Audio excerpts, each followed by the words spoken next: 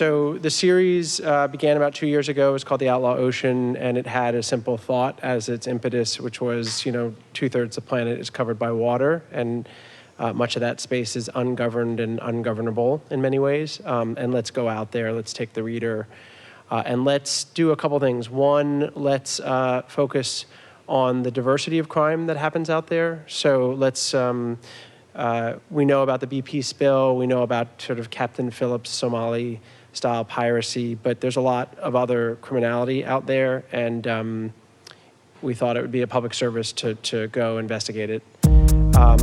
In the end, the 8 stories thus far, touched on human slavery, arms trafficking, intentional dumping, murder of stowaways, and a range of other crimes.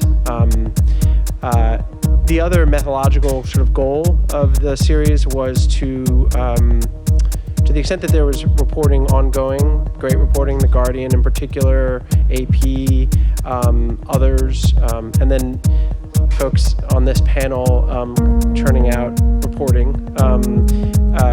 But one thing we wanted to do that sought to be different was get out on the vessels as much as possible and report as much directly on site as opposed to from interviews with returning deckhands.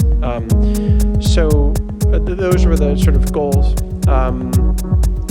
The story in particular that most pertains to this panel was one that was focused on the South China Sea.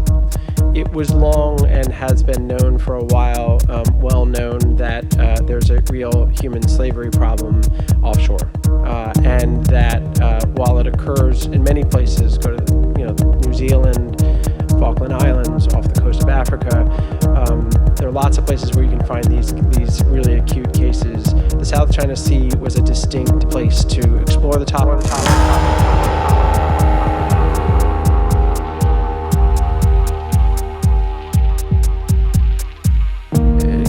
We spent some time there, talked with these guys, and turns out quite untrue. The 2 guys you can see to the left are 13 and 15, and they'd been on the vessel for over a year each. You also saw something really interesting and somewhat informative about human slavery and trafficking in general, and that trafficking often can be put on a spectrum. So at least in the South China Sea and offshore, you have on one end of the spectrum what could be called soft version of trafficking, which is debt bondage. And so these are, the scenario there is Cambodians are brought in illegally by a trafficker into Thailand.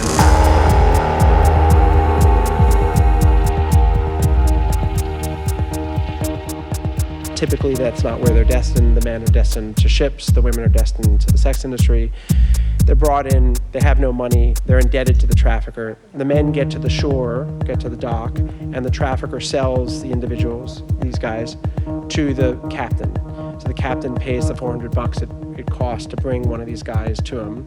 Now that worker is essentially owned by the captain because he's got a debt. That's debt bondage, kind of standard model. The other extreme on the trafficking spectrum is Shanghai. And that's a scenario which we also chronicled, not on this ship, but another main individual in the story, where essentially you're kidnapped.